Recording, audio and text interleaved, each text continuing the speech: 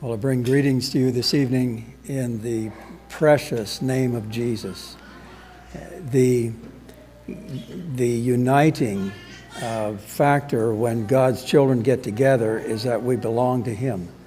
And it's the reality that enables us in everything that we do, whether we are building houses or whether we are building churches or we're building families. All the building that we do needs to be directed by God and have His presence. And my prayer is that God will be here in these times. He will talk to us. One of the joys that I have as a teacher is recognizing, first of all, my limitations. That is a joy.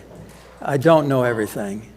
But also the realization that God works in us and through us, and He continues to do that, and He can do things that we can't do. You know, as I think about a series of meetings like this, I never know what God will do. I can make outlines, and I can look at trying to put things together and give my thoughts in order. I can look at the scriptures, but I have seen over and over how God does things in people's hearts that I didn't even intend, that I wasn't even aware of. And it is that really that I'm trusting in. And I hope as we talk here, as we interact, as you listen, as we look at the scriptures, your hearts will be open to God. I'm a human being. I'm imperfect. When I speak on parenting, I speak as an imperfect parent. That's just a reality. When I was a young man, and especially once we had children, which we didn't know if we were going to be able to have children. We were married almost 7 years till our first child was born. But as we had children, I would ask older men. I would especially go to men that I appreciated, men that seemed to be connected to God, and I would ask them, so how did you do it with your family? What can you teach me about training children? And you know, the first thing that they almost invariably said was, well, made a lot of mistakes. Well, that's really encouraging, isn't it? But that's a reality. We make mistakes. That's part of our learning. The unfortunate thing is that these little ones don't come to us with instructions. And they also vary. Like we had one, and 3 years later we had our second one, and 2 years later we had our third one. And, you know, by then you'd think that you'd kind of gained some things. But our third one blew all the circuits. I mean, there was we had to start all over. She was not the same as the others. And, you know, so we made mistakes along the way. She's turned out to be a beautiful, wonderful lady, but she didn't start that way. Okay, there's like, this just how we need to rely on the Lord. And the reality is I've listened, I've interacted with godly men, and sometimes their children they don't turn out the way, and I'm sure it wasn't the parents' intentions. There's so many factors that are involved in that. And I'll just be honest with you here. We went through a time, one of our sons was wayward. After he left home, after he was on his own, he got into some things and eventually got into drugs and alcohol. And it was, I don't know how to describe what it is like for parents to go through. That's not what we intend. It's not what we thought for any of us would have for our children. But I'd like to take us to another psalm. We looked at one already this evening, Psalm 78. And I'm going to read a number of the opening verses, likely a familiar psalm to you. Psalm 78 does talk about something here. Several things give me a good bit of just courage as I think about children and child training and so on. Psalm 78, verse 1, I'm reading in the New King James. Give ear, O my people, to my law. Incline your ears to the words of my mouth. I will open my mouth in a parable. I will utter dark sayings of old, which we have heard and known, and our fathers have told us. So that's kind of a theme that he begins here and just expands on it, that our fathers have told us. We will not hide them from their children, telling to the generation to come the praises of the Lord and his strength and his wonderful works that he has done. I'll just insert here that one of the things that is very clear in God's guidance to his people is tell your children the stories. Okay, so look at what God has done. Telling the generation to come the praise of the Lord, all those things that bring honor to God, and his strength, his wonderful works. Then verse 5, for he established a testimony in Jacob and appointed a law in Israel, which he commanded our fathers that they should make them known to their children. So again, you have that theme, fathers to children. And here he's saying God gave them a law. He gave them instructions. So there are stories, there are wonderful works that he did, and there's also directions that he has given. And those directions help us to understand right and wrong, help us to understand wisdom and folly. And so we teach those things to our children so that they should make them known to their children. Verse 6 then, that the generation to come might know them, the children who would be born, that they may arise and declare them to their children. Now, we don't know for sure how many generations, at least I have trouble figuring out how many generations he's talking about here, but the point is that it is our responsibility to pass something on to our children that they can pass on to their children, and this continues to be passed on. God didn't take every generation of his people out of Egypt. He didn't take every generation through the Red Sea or through the desert. He didn't give every generation the manna. But he said, tell the stories. This is the heritage of God's people. And then verse 7, that they may set their hope in God and not forget the works of God, but keep his commandments. There again you have works and commandments. Verse 8, and may not be like their fathers, a stubborn and rebellious generation, a generation that did not set its heart aright and whose spirit was not faithful to God. So not every generation is faithful. So several things I note here. You have this intention of God that we pass these things on to our children so they can pass them on to their children. And so one of the questions that every generation we have to ask ourselves is, what has God done for our fathers and our forefathers? And then what has he done in our generation? What has he done for us that we can tell our children? One of the regrets that I have as an older man is that I didn't write down enough of the record of some of the things that God did for us as a family. So those of you who are young, it's just maybe a good thing to start keeping a journal of God's works, the things that he does for you, that you have the opportunity to tell your children as they get older. The things sometimes that happen when they're just children. And the only way they'll know it is if we keep telling the stories of what he has done. We also realize that not every generation is faithful. And sometimes you've got a godly generation. I think about David. As, by God's own words, a man after his heart. David, just a godly man. But boy, when you look at his children, there were some problems in that generation. Now, Solomon started out really, really well. He ended up going astray. Sometimes you've got children that by the time they get on their own, they marry, you've got lots of hope, and then maybe some years later, there's changes that they make, and you wonder, is this a good thing? And sometimes initially it seems like maybe it's okay, but I think every one of us here likely can think about our families or extended families, and we see these paths diverging that don't always carry on with faithfulness.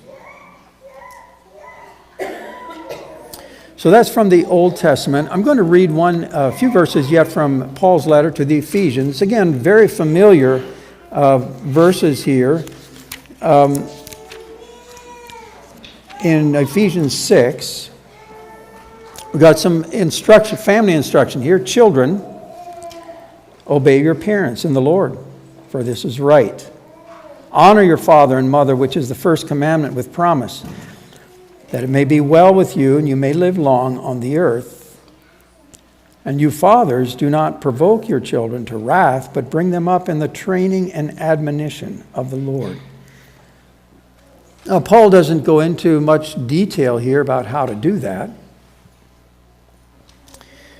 One of the most encouraging things I think about with child training is that God cares about this. So when you look at Old Testament, you look at New Testament, God cares about children. You look at Jesus, and although Jesus did not father children in the flesh, Jesus enjoyed children. And his value, he has a high value on children. This is the heart of God. And so for those of you who are parents, keep in mind, this isn't all on you, okay? We need to cooperate with God. It's a work that he enables and he cares about. And certainly as God's children, as God's followers, we care about this as well. So I'm going to look at a number of just basics here about child training this evening, just some basic understanding of children.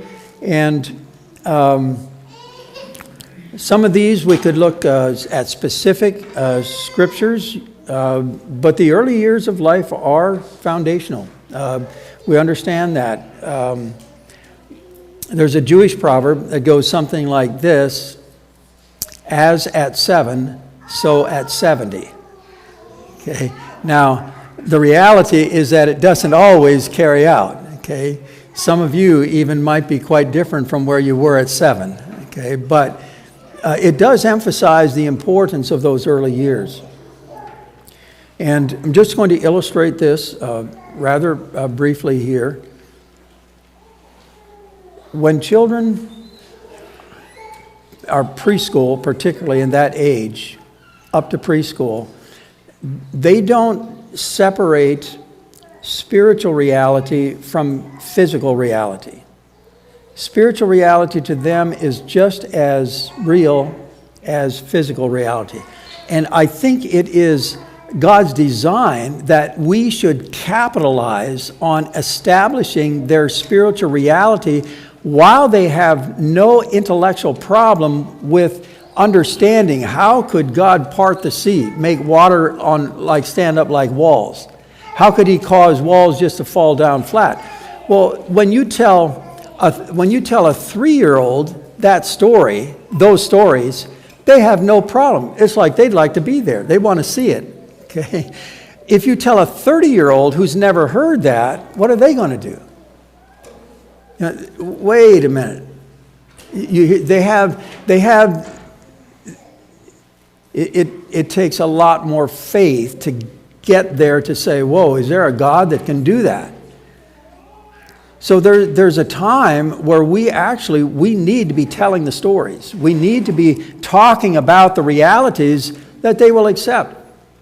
When our oldest son was, I think he was about 3 years old, we lived in northern Minnesota at that time and had harsh winters, so we burned a lot of firewood in the wintertime. And my wife and I were out in the field cutting up some firewood.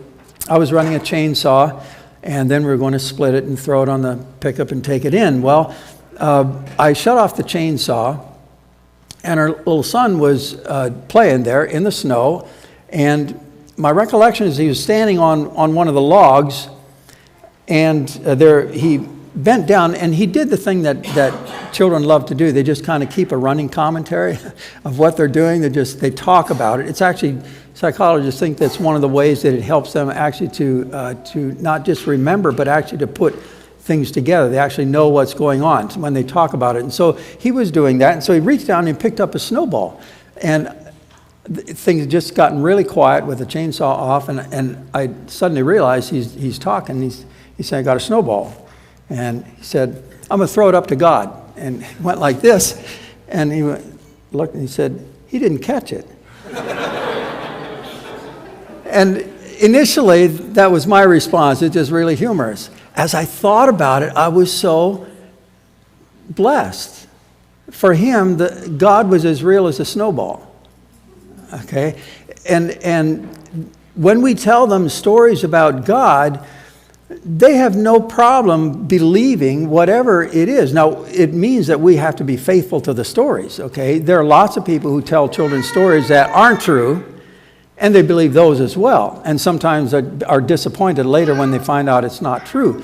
But we are teaching them realities that they can't... they need that foundation, so we take that opportunity to establish the reality of God and angels and the works of God, the things that He has done. And for them, the wilder the story, if God did it, the better. They love the stories that are impossible. Okay, so those are the foundational years. Really need to take advantage of that. Here's another one that I'm going to be coming back to, actually repeatedly through the weekend here. The parent-child relationship is the most formative relationship in human development. There is no one who has more influence on a child than the parent. And so it's just a significant thing that we need to work on in building relationship. And I will insert here that it's very, very, you can't build relationship without time spent together. And the time spent together needs to be enjoyable time. So it's just kind of things about that relationship. There's another concept here that is important for us, is that for all of us, we learn best in relationship. Now, I know we can learn things on our own, but when we're actually learning with somebody, there are ways in which it's why, it's a basic philosophy for us at Faith Builders. We've been encouraged many times to put our courses online. And I'm not saying there isn't a place for online learning, but we believe in presence. And we believe that somehow there is more communicated, that we can do more with students when we can interact with them. They can actually see us as human beings. They see us more than just in lecture time. I still play volleyball. That's a confession. I just told my students today, we were talking about something else there, and actually we're talking about child development in a course that I'm teaching there, and I just told them, I think it's good for them to see me sprawled out on the floor sometimes. It's just good posture. They get to see me in ways that they don't get to see me when I'm standing in front of them. Unfortunately, you're not going to get to see me playing volleyball. But, so I'm here, I'm dressed up and so on. It might look like I have everything together. Well, the reality is that I sometimes stumble. And it's good for students to have that presence. Your children actually need to see you, dads, down on the floor on all fours. Okay? There's something about that interaction there with them, that relationship. It happens with time, and the time that is enjoyable. And so that's a significant part of the training. Here's another one that, again, I'm going to actually come back Sunday morning and spend most of the session talking about this, but children are more like adults emotionally than they are intellectually. So there's a lot that could be shared here. This is one I'm going to tell you that I wish I would have understood better as a parent when I had children who were at home and under my care. So I'm not going to try to explain the brain structure necessarily that's involved in our emotional development, but children actually come by 10 to 12 months of age. Children are experiencing emotionally there was a psychologist, Ekman, who divided out what he called the 6 basic emotions. Okay, children at 10 to 12 months old have all of those emotions. They are able to feel all of those things. Okay, by 2 years old, basically their emotional hardware is complete. Okay, now emotional development from then on actually is simply a matter of learning how to regulate emotion and what's appropriate, how you actually are able to understand other people's emotions and so on. But their capacity, that's the point that we're looking at, their capacity is already basically developed. The hardware is there. Intellectually, cognitive development is much longer. Okay, in fact, I was telling my students just today, we're talking about human development, and this morning I had a class, and for those of you who are teenagers here, don't get offended here, okay? But the frontal lobe, where logic and reasoning develops last, typically doesn't complete until about 25 years old. That's why there's much more risk-taking from 15 to 19 than there is from 10 to 14. Do you know that the death rate by injury 15 to 19 is 6 times higher than 10 to 14. Okay, what you hear what is happening there? It's the ability to plan ahead, to understand consequences, the ability to see outcomes is a part of that logical thinking that develops later. So we're saying, my point here is that emotionally, children are much more like us than they are intellectually. So children are going to feel what you are feeling more clearly than they will understand what you are saying. So I'm going to come back to that on Sunday morning, and we're going to expand on that, just look at it. But it's a basic principle of child training. We train our children more by the way we feel toward them, especially in the early years, than we do by the things we say to them. Okay? Fourth principle here, effective training requires healthy relationship. I've already talked about that. Not certain why I've got that one in there twice there. Number 5, effective training includes addressing foolishness in the child's heart. And I'm here going to talk about the terms that are used in Proverbs especially. So oftentimes in Proverbs you hear the reference to the fool, okay? There are several other characters in Proverbs that come up. One of them is the simple, and different translations might translate that differently, but the simple person is actually a person who is uninformed. He doesn't know. He's really kind of uninformed, stupid, just doesn't know, okay? A fool is another one. Sorry, let's talk about the next one. A scorner is another one that you hear about in Proverbs. A scorner is somebody who simply scorns instruction, okay? And in Proverbs, there's no hope given to a scorner, okay? But the fool is a person kind of in between there who is informed but chooses to do otherwise, okay? So he's told to walk in this way. This is what you are to do. He chooses to go this way. And sometimes it is simply because he's been told to go this way, okay? What that is in us, what is the proverb? Foolishness is bound in the heart of a child. What's the rest of it? The proverb? Oh, are you too scared? The rod of correction will drive it far from him. That's the proverb, okay? Now, today, there's a lot of pushback on using the rod, on spanking, and I'm not actually going to try to settle that question, but I am saying we have to address the fool in every child. There is something in a child, in adults too, okay?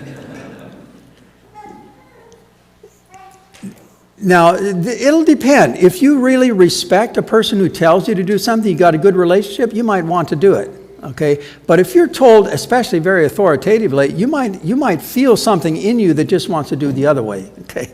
Just to show that you don't have to follow what that person says. You know what that is? That's that thing that's in a child and it's in an adult. We're still dealing with it as adults. Our tendency to say, I want to do it my way. Training has to address that at some point. And so it is healthy for a child, when a parent is still able to address that in healthy ways, it's necessary to address that in a child so that the child realizes that he can't just, that there are consequences for just going his own way. So we have to address that issue. 6, effective training focuses on the heart of the child above the behavior of the child. Now, God cares about behavior. Parents care about behavior. But what we have to be careful about is that we don't become what I would call utilitarian in our child training. We want them to behave so that we can survive the day, okay? We want them to behave just so that it works well and everybody's happy, okay? You hear kind of a utilitarian thing. If we focus on behavior, you can actually get a child often to behave pretty well, even by bad methods. But you may lose the heart of the child in the process, okay? And so where we emphasize behavior, we have to always be thinking about the heart. One of the Proverbs is, again, the father talking to the son, keep your heart with all diligence, for out of it are the issues of life. We live out of our heart.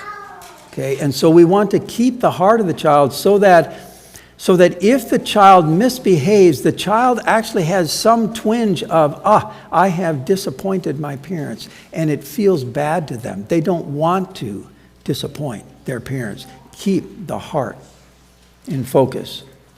And number 7, then, effective training calls for consistent example.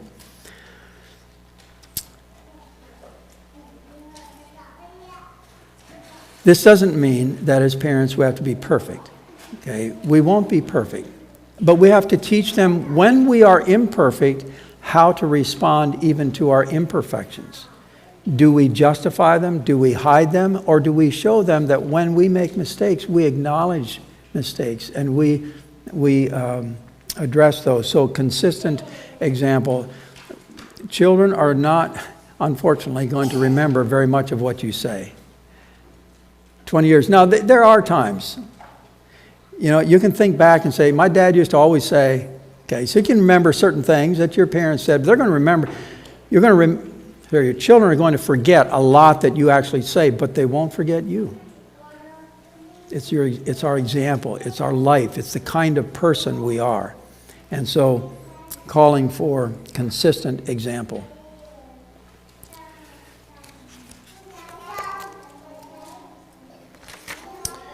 I'm going to, how do you know if you're ready for parenthood?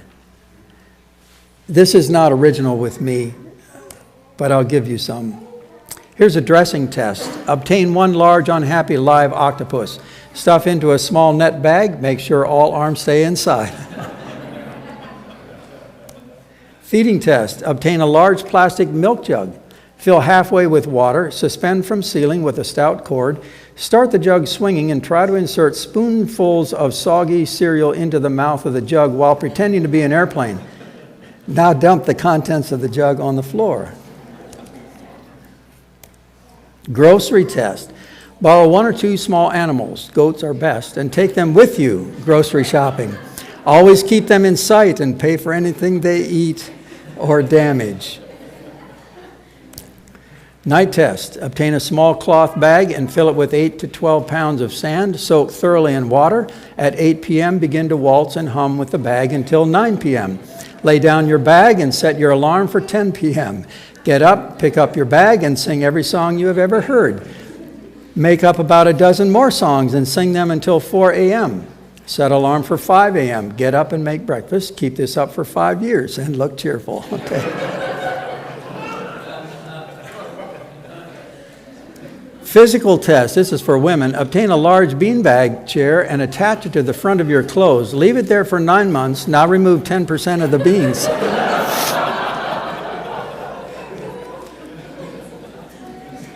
And a final test.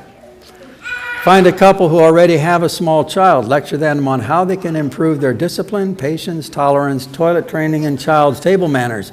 suggest many ways that can improve, emphasize to them that they should never allow their children to run riot. Enjoy the experience. It will be the last time you have all the answers. Yeah. Test. Who is ready for this? Okay.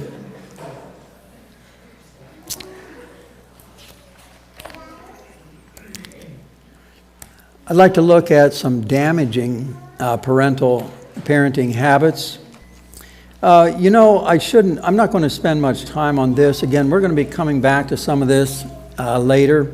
But these are things that are damaging: yelling, screaming, scolding about misbehavior, physically disciplining in anger. 3, belittling or mocking. 4, teasing a child to the point of frustration. As I'm going through this, one of the things I just want you to note is how many of these things are emotionally laden. You hear it's the emotion as much as the action that is damaging. Number 5, comparing a child unfavorably to other children. 6, calling the child derogatory names. And sometimes these things just fly out. I was talking to a couple here some years ago where they had struggled in their marriage, but one of the things they talked about, she said, he calls me names. And I don't know if I just was too blunt. I just said, so like what? Like what? She said, well, he calls me pudding head. And she said, well, that's not too bad. It's kind of affectionate. But so I don't know what the other ones were, but those are derogatory. It's like it's harmful. It's debilitating. Excessive or harsh punishments. Making threats you could not carry out. Number 9, controlling a child by guilt or fear.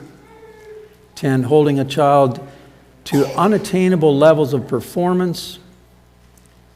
11, not keeping your promises. And 12, noticing or engaging only with misbehavior. So I'm actually going to come back. We'll talk about some of these things throughout. But these are just kind of a list of some damaging things that often are in our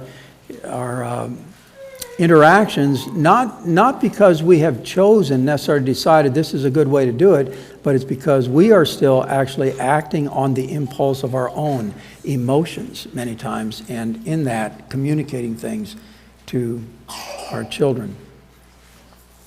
So I'd like to look yet at some essentials in parenting.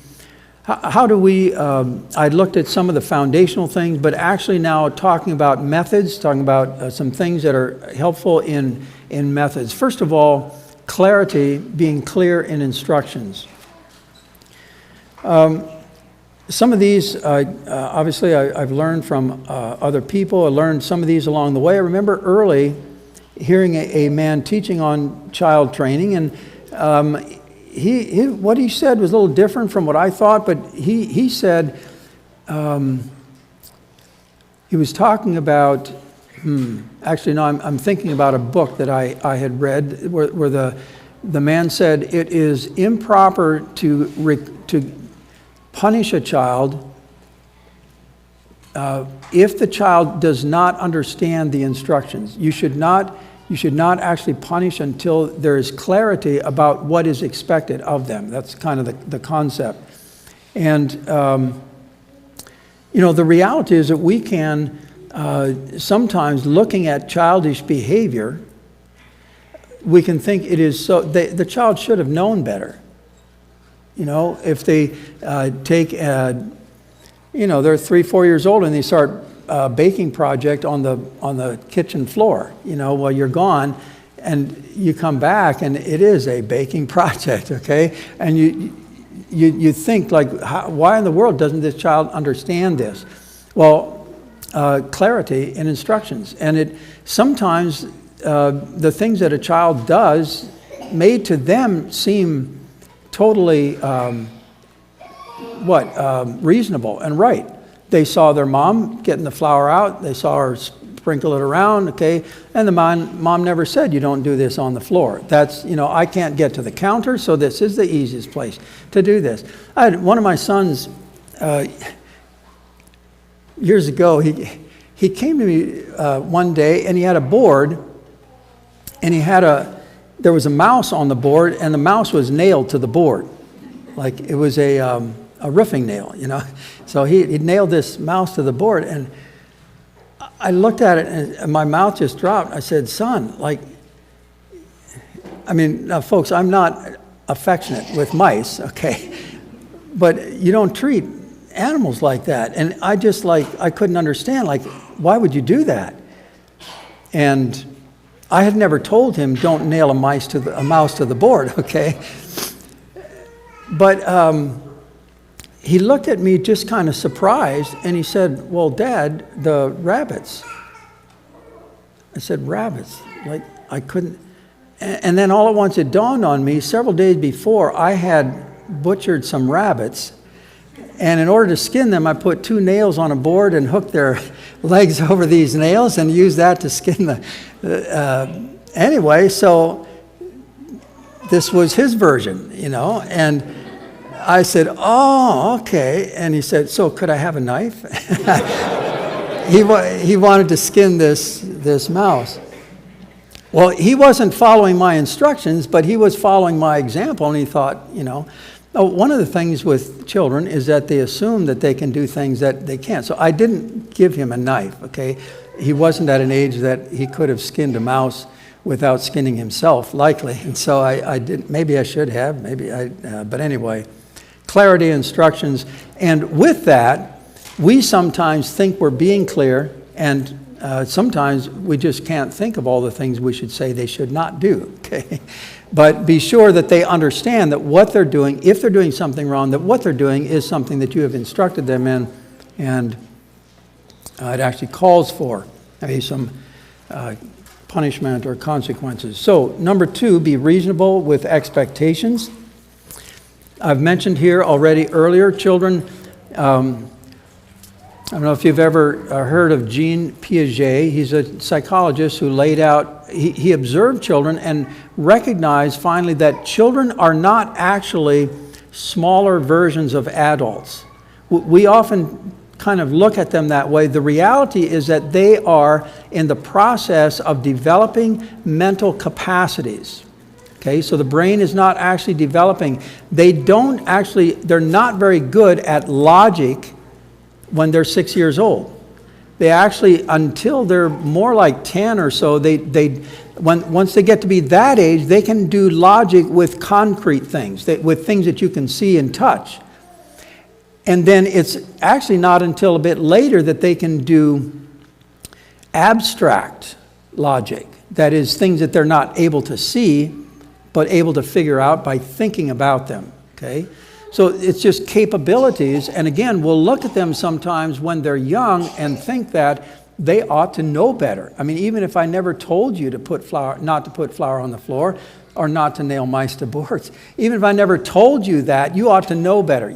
Our tendency is to assume that they'll have that. Much of that they don't learn until they learn it by experience, and where they've not had those experiences. So being reasonable in expectations. So you might have a child with a wagon. Our grandchildren now love to take our wagon and pull the younger ones around on that wagon. Now we have just a bit of a slope in our lawn, and so they can go down that, and they can actually gain pretty good speed on that. Well, you know, the little one on the wagon might be shrieking and enjoying or whatever, and the one that's pulling it might go around the corner and think that this is really great. I'll do a roll. Well, and it just tips over, and there goes the child out on. You know, we would understand that there's a place where momentum is going to work against you. There, it's not going to be thrilling. Okay, it's going to be painful. But at that age, they don't understand it. So being reasonable with our expectations, recognizing they don't always understand the outcomes like we do. That doesn't mean that we should not instruct them, saying, look, when you come down the hill, don't make sharp turns. Say, we're telling them something that they can't figure out, okay? But we're being reasonable in our expectations. Number 3, be consistent in requiring obedience. Consistency essentially means that the rules today are not different from what they were yesterday, unless we've made something clear that there is a change. Okay? But being consistent. The reality is that sometimes as parents we are either negligent or we get in a different mood today as compared to yesterday. And for children, where the expectations change from day to day, that's disconcerting. They need the structure. They need to have that consistency. I'll pause, I'll insert here, say that if you are involved, if you have children who have special needs, they have delayed capabilities, or if you foster or adopt, consistency typically is especially necessary. Okay, that consistency is necessary for a disrupted life. Okay, so that consistency is just really significant in parenting. I remember years ago we had young children, and at that point we had purchased a couple acres from my wife's father and had a house there, so we were often back and forth with her parents and they observing us. And so one day I had this bright idea. I'd spent a lot of time with him, worked with him and so on, and so I just said to him, I said, you know, we've been in your home and you observe our children and you see us and so on. I said, I'm just asking you, are you seeing things that concern you, okay, with the way we're training our children? I said, tell me, I need to know. It's helpful if I hear. And, you know, he said, he thought a bit and he said, well, you know, I really can't think of anything. I think you're doing all right, doing well. And, well, that was pretty good to hear, you know. And then about a week later, we were riding again together and he said, you know that question that you asked me? I said, yeah. He said, one of the things that I have observed, he said, when you're thinking about your children and you talk to them and so on, he said, you tell them things, but he said, then you get preoccupied with things and you're not paying attention and you don't carry through. And, you know, they're doing things that are crossing the line of what you said, and it was consistency. Okay, it was that thing of being observant and being consistent. And so just a thing that we need to work on, especially those of us who are absent-minded or sometimes tuned out. Fourth, be just in consequences for disobedience.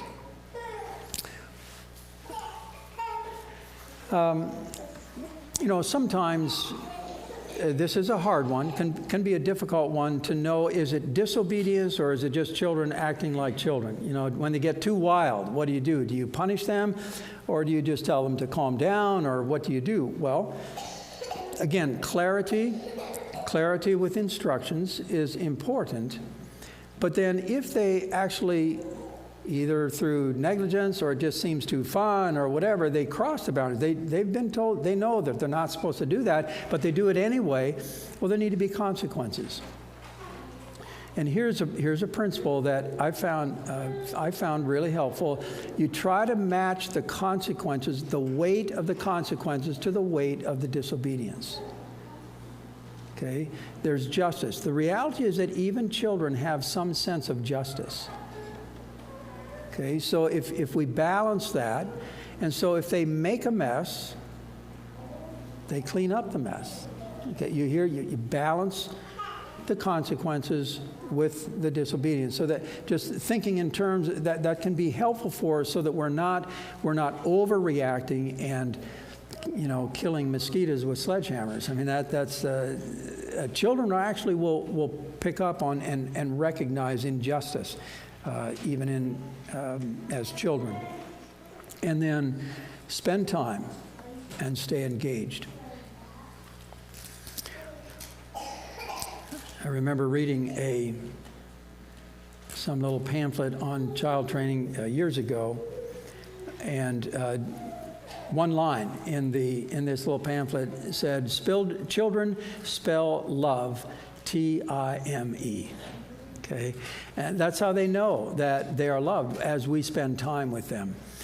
Staying engaged at all levels, appropriate certainly to those levels. But children just love it when we get involved in their world. Here's the thing, folks. As adults, as parents, we often require them to be involved in our world. Okay? We ask them to help us do things. Okay? We maybe are planting garden, or maybe we are moving something, or even going to church might not feel to them at some age like this is my thing. Okay?